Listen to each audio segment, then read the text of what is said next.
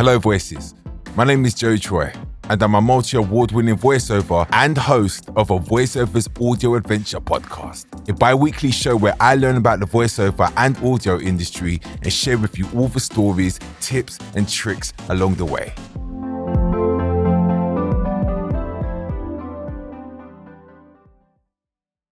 We all love watching films, right? The car chases and action scenes, that gruesome monster in your favorite horror film that used to give you nightmares, or even a scene that doesn't need words, only visuals, and plucks those heartstrings. That world of film is amazing, but have you ever thought about those who are visually impaired and can't see these amazing scenes and soak in emotions visually on screen? Today's adventure is about audio description. Audio description is what it says on the tin. It's used to describe body language, expressions, and other movements, making the program or event clear through sound, and is used for the most part for people with visual impairments. This can be found at the cinema, at home to watch your favorite film, at the theatre, gallery, the list goes on. Although I have been aware of audio description for as long as I can remember, it's only recently that I have been introduced to it as a voiceover. I've worked on a couple projects to date, and I must say it's not the easiest job in the world.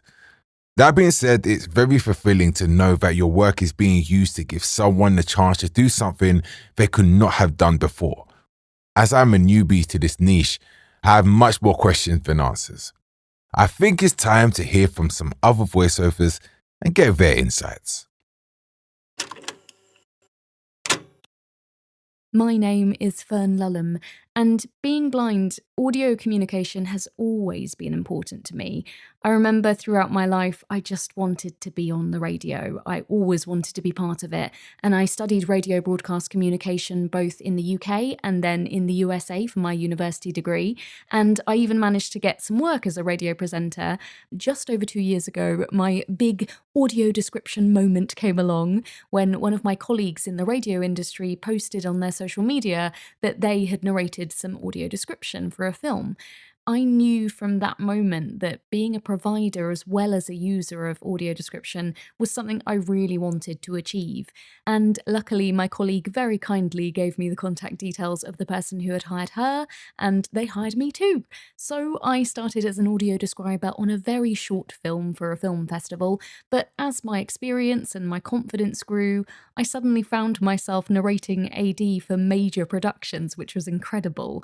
I'm just so proud of the work that I'm doing now, and I absolutely love it. In terms of some of my notable work, I think as a big fan of Ed Sheeran, I would have to start with The Sum of It All, which streams on Disney+. I could hardly believe it when I was offered the chance to narrate the AD for that documentary about Ed's life. I suppose for me, it's not just notable for its profile, but also because despite his fame, so much of Ed's life is relatable. And as someone with a disability, I think one of the most important things I've learned is that although on the surface our lives might seem very different, when it comes to emotions, we all are so remarkably similar. I think The Sum of It All was a really powerful reminder of that, and it was just such a pleasure for me to help make it more accessible to people. To be honest, I'd say the main thing I dislike about audio description is just there's not enough of it. So in the UK, TV companies are only required to describe 10% of their content. That's tiny, and that just doesn't sound like equality for blind people for me. And although some companies do, of course, exceed that 10%, there's still far too many programs that aren't audio described. Some people say that cost is a barrier to that, but I actually think that's quite a lame excuse. I know I've spoken to really quite high-profile people in the industry who have said before that actually filmmakers often spend more on snacks on the set than it would reasonably cost for them to provide audio description in their productions, so there's no excuse. And it's the same in cinemas and theatres. There's this massive shortage.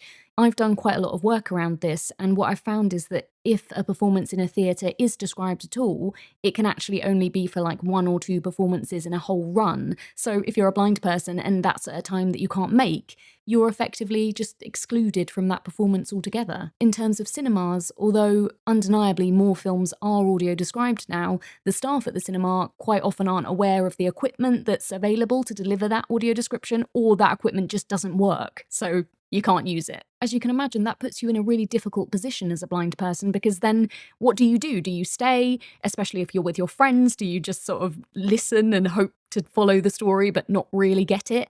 It's a really hard dilemma, and it's something that actually, it might not sound like a lot, but it can have a huge impact on a person. Hi, my name's Ketan Majmudar. I started my voice acting journey officially in 2020, talking specifically about audio description. My first job was a short film later in that year in October, with my move into feature films in late 2022. The most notable project I worked on was All That Breathes. This was a foreign language documentary which won at Sundance and Cannes, as well as being nominated for an Oscar.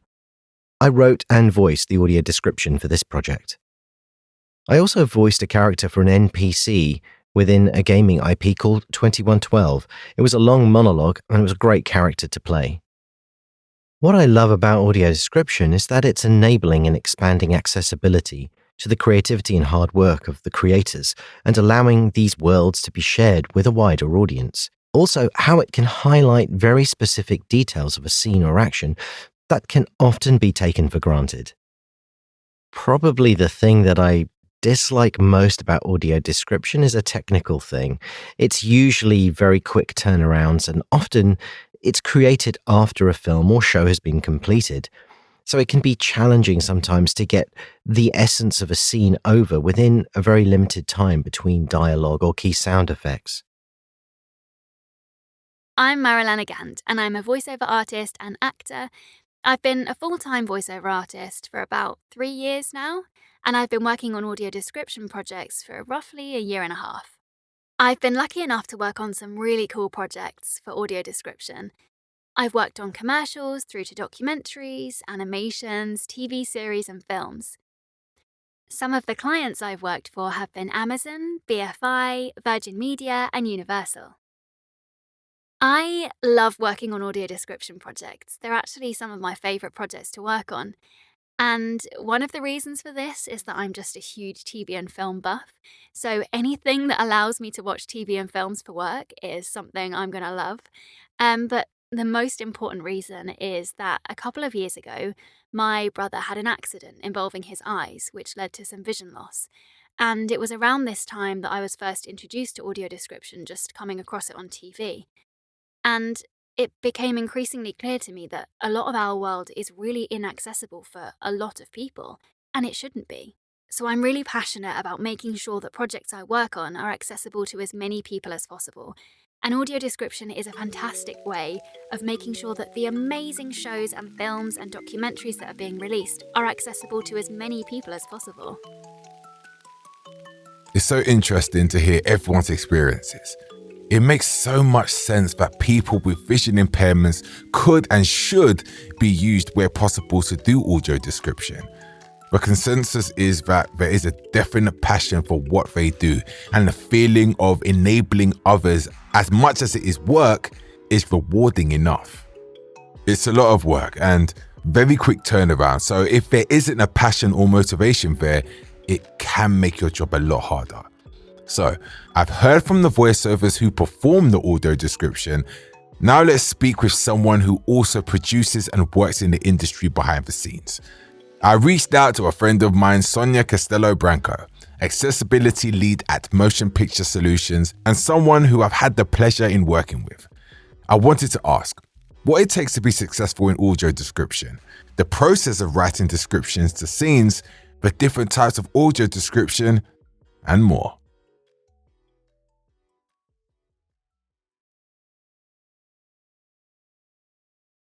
First of all, I'd like to welcome you to the podcast. Thank you for joining me today. Yeah, this has been a long time in the making. So yeah, it means a lot for you to take time out and actually chat with me. So I know who you are. But for the people listening, would you like to introduce yourself and tell them what it is that you do? Yeah, so I'm Sonia. I am an audio describer, but also I'm leading the accessibility department at a company that does stuff for digital cinema. So I kind of project manage all the films that come in and get them audio described. Okay, so what is audio description? Describing? Describia? Could you explain more about that? Yeah, so audio description is basically translating visuals for someone that can't see them. You know, you can have audio description at the cinema, on a TV show, you know, on Netflix, at the theatre, a museum. You're basically describing, you know, for a film, you're describing what the characters look like, the locations, anything that's relevant that helps fill in the gaps of a story that someone can't see. So audio description is predominantly for a blind and partially sighted audience, but it's beneficial to anyone. Like if you find it hard to concentrate watching a film, audio description can keep you focused on, you know, if there's like a long scene where like nothing's really happening, the audio description can keep you in it. Or if you're doing stuff around the house, it's like an advanced audio book, because you've got the music, you've got the sound effects, you've got the actors doing the dialogue, and then you've got a narrator telling you what's happening. So it's good for everyone, really. How did you get into such a niche area in audio? Well, it's a bit of an annoying story. We got time. Come on. Well, you know how you hear about people saying they were in the right place at the right time. It's one of those. But so at uni, I did media studies, drama production, and creative writing. And I didn't know exactly what I wanted to do, but I knew it was something in that area. Yeah. And then when I left, I was a runner in a post-production company. And then I was like a production assistant at QVC, the shopping channel. And then I was working in a tape library at a post-production company. And I don't know what happened. Either they ran out of budget, or the person that was supposed to be doing the voiceover became unavailable. But they asked if anyone could do the voiceover for an audio description. And I volunteered. And they're like, oh, well, what experience do you have? I was like, well, I did drama as they do. at uni. Yeah. So I did that, and I'd never heard of audio description before. And it was like, wow, I didn't know this existed. This is really cool. I think I kind of wanted to do voiceovers anyway, because I'm a little bit shy, and I feel like it would suit me better because you're kind of hidden a little bit. Hidden, yeah. So we did that first one. I think the second one that I did, because after that they just kept asking me to do it. The second one I ever did was The Duchess with Keira Knightley. Okay. So it was a big film. And I remember going to the cinema when it came out with my friends, and we asked for the headphones because I did not believe that they would use my voice on like a proper film. And so me and my friends were like sat in the cinema, and my voice came through, and we were all like, oh my God. Yeah, so it was really exciting. But yeah, so that's how I initially got into it. And then that was 2008 and 2009 that I was doing those. And then I moved home for a couple of years. And when I came back to London, I was like, I really want to learn how to do the scripting side. So I got in touch with the guy that was in charge of audio description at one of the big companies. It was called ITFC, and now it's called Deluxe, and they do a lot of audio description.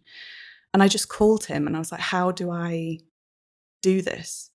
And he was so kind. He just invited me in, set me some homework.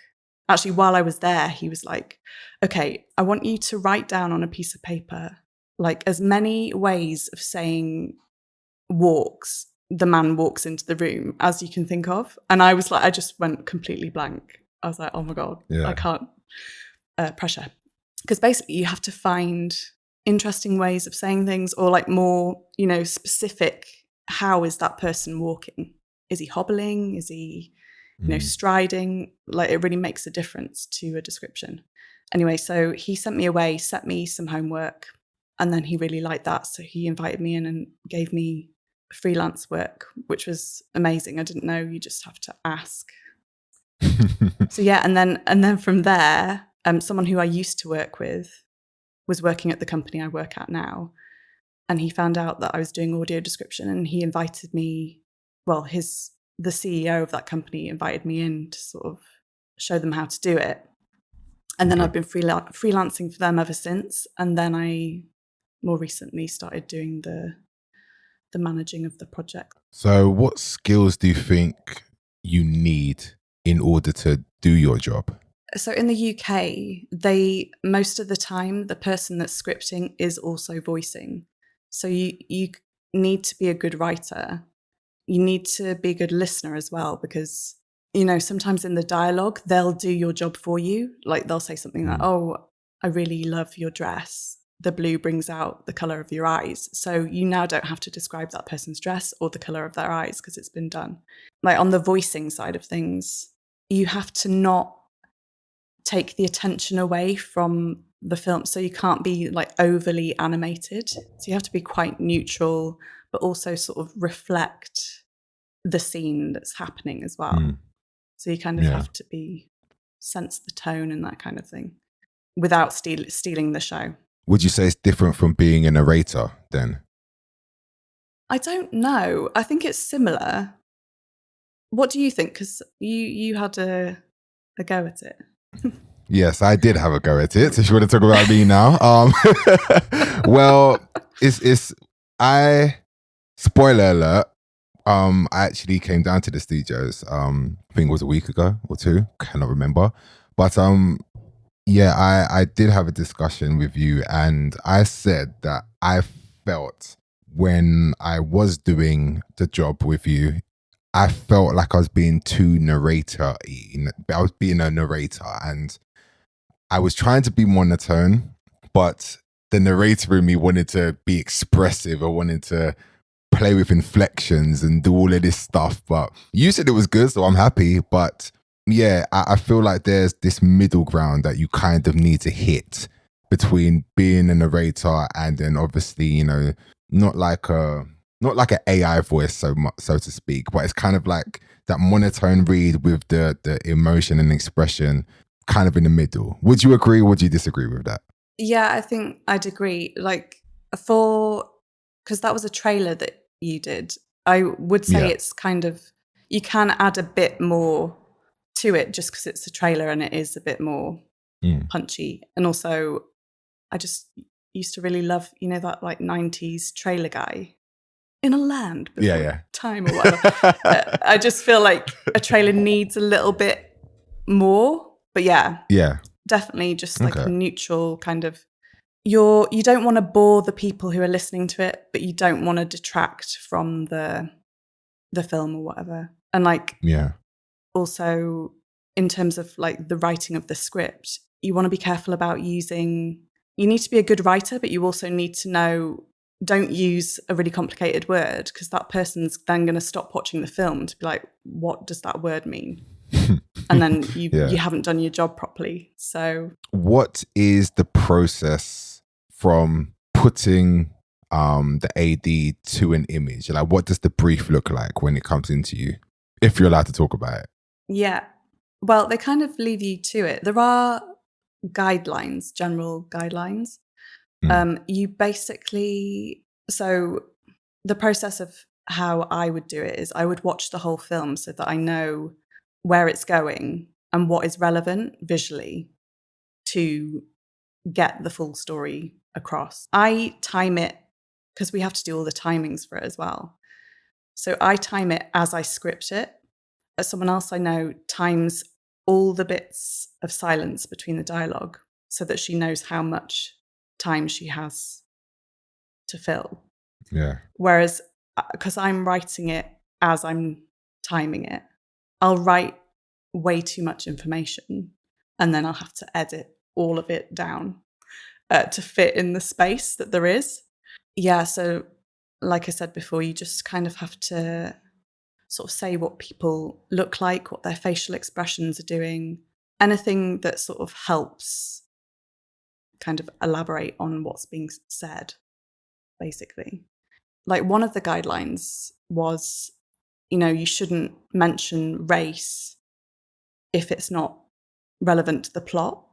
And I think it was like 2018, I was thinking to myself, like, a film came in where like the main family in the film were Black. And I was like, I feel like this is the first time I've seen a film where the main characters are Black and the film has got nothing to do with race.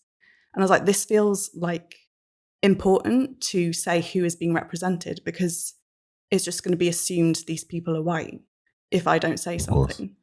So I think now I think it's important to just, if there's time to say it, you should say everyone who's being represented, whether race is part of the story or not, because it's important, I think. Yeah, definitely. So yeah, basically, there's like guidelines, but every single film is completely different. So there's always some challenge that you have to figure out what you're going to do. Oh, just going back to your question before about like the skills you need, like to voice an audio description, like a feature length audio description, like you need quite a lot of stamina. It can take a long time, especially if you're recording yourself, because you have to make sure that you're actually reading what's in the script, that you're saying it in a way that makes sense. It's got the right tone. You have to really check it back to make sure that it, you have said what is there. So it's quite time consuming, and it's not as well paid as like normal voiceover stuff that you can do in much less time. Yeah, it does take a long time. I haven't done a long form one yet, but I could imagine they do take a while. So the brief comes in, you write the copy, you then look for voices. Once you've found those voices, what is, how you touched upon it briefly just now, but what is the actual recording session? What does it look like? And if you are involved in a session, what is your role in a session? There's specific AD software where it has all the timings lined up and it only lets you record within those timings. So say you start a bit late and then you don't finish before the end of that timeline, it will cut you off. So you have to do it again to fit into that time. Whereas I found like some new workflows so that I can work with people who aren't specifically audio describers, because a lot of audio describers have their own software. Now I'm working with voiceovers who don't necessarily do audio description, but we found a way to import the script into whatever recording software they have so that they have the timings and that they can record that way. It's a bit more fiddly because I think you have to be a bit more, you have to manually place things in the right places. Yeah. So recently, actually, one of our clients wanted a celebrity to do the voiceover. So they asked me to be in the recording session to sort of direct it. And I basically spent a lot of time just saying, can you say instead of the, or the instead of Because if something hasn't already been introduced, like a pig walks into the room, why? I don't know. If you say the pig walks into the room, the person listening is going to be like, what pig? That pig's never been mentioned before. Why is it the pig? So I kept having to say it, and I was like, oh my gosh, I'm really sorry. You're going to kill me by the end of this session, but can you say Yeah. I think I was driving her mad. But so basically, if I'm sitting in the session with someone, I'm basically reading the script and making sure that it's what's being said is correct, because it might not seem like that important, but it can then start confusing the story if it's not right. And then once it's been recorded, then what? What happens with that recording? Do you then edit it yourself, or does that go to somewhere else? So then we send the recording to our sound guy who works at the company. He'll clean it up and then do bits and pieces to basically the stuff we're working on is going to the cinema. So once he's cleaned it, it'll all be in the right place. We'll then send that to our QC team, who will watch the film with the audio description playing just to make sure everything's where it should be and, the descriptions are correct. And then it goes into the cinema. And like I said before, you can ask for headphones, and most films will have audio description on, so you can go and listen to it. That's cool. And then if there was someone out there that wanted to get into either what you do on your side or even the voiceover side, what are you looking for? And are there places that they can maybe learn more or get training or stuff like that? It's a really annoying field. Like, there's not much out there. Like, when I was started doing audio description, like, I really felt like I really had to teach myself. Because there weren't really any courses or anything. I think UCL does a summer course for audio-visual translation. I think they cover audio description there. Okay. And there's an audio description training, like an online training on FutureLearn, but it's more sort of geared towards theatre audio description. Okay. So I recently started sort of watching that, and it's kind of, again, not on film stuff, recorded, because theatre is live. So how does that work? Well, so they do it in advance. They'll have like a video of the show. They'll have seen it before, and then they sort of script it. They'll also have the script, so they'll sort of script it. But obviously, the actors do it differently every night. So you just have to make sure you're gonna say the description when they're not talking. I don't know how the live audio describers do it. It's quite scary, I think. Yeah, I didn't even know that was a thing. I didn't even know, but obviously it makes sense. Like you said in the beginning of our chat, it's used for people, with can't see. So it makes sense. So in all instances in life, you're gonna need that. So why would it be different for theatre? Silly me. Yeah. It's great. I went to see one literally before, like, it was the Friday, and then on the Monday, everything went into lockdown at the beginning of COVID. And it was really a great experience. And also, the good thing about theatre audio description is before the play started, they'll go into depth about what the stage looks like and like what the characters look like, because there's probably not time to say it during the play. So it's quite good in that way. But in terms of like resources for people that want to do AD for films or TV, the best thing you can do is just listen to AD, like as much AD as you can. Can you hear the ice cream van? Making me hungry.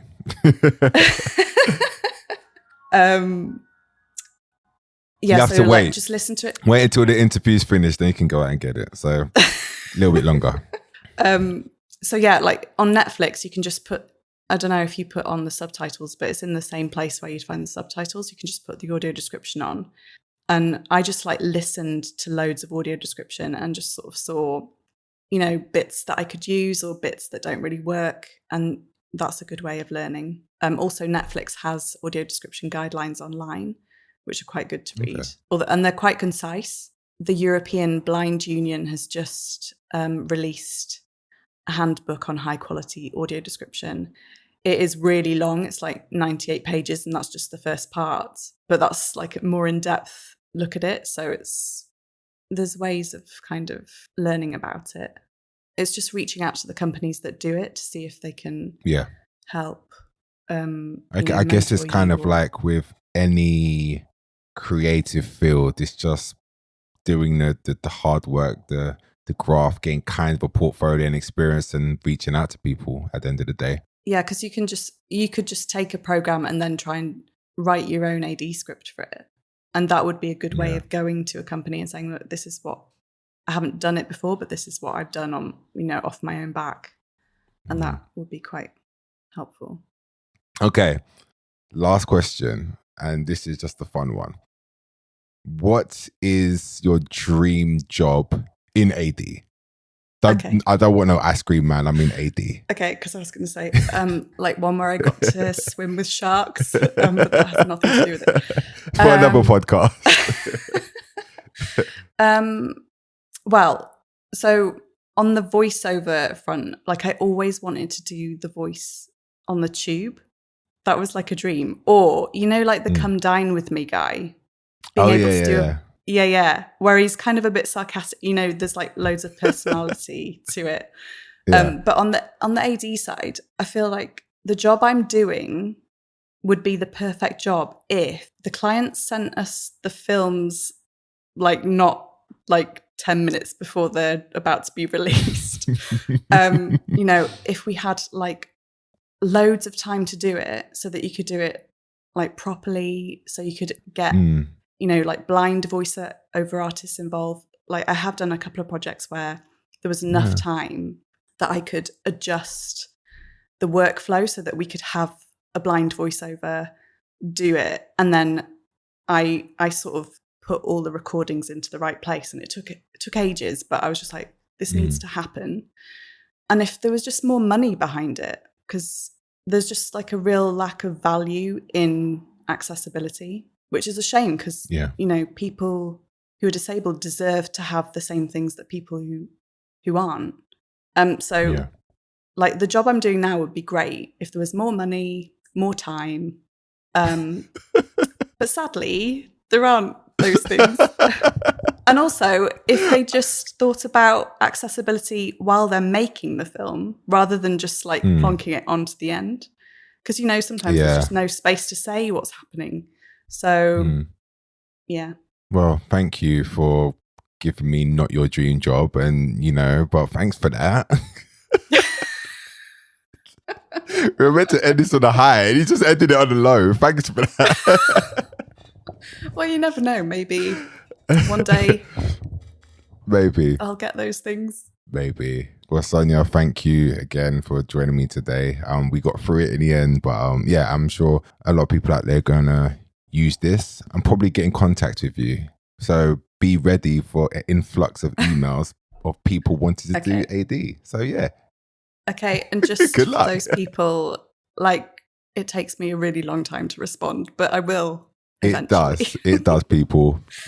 So be prepared. All right, then. Well, thank you again, Sonia. And have a great rest of the day. Bye-bye. Thanks for having me. Bye.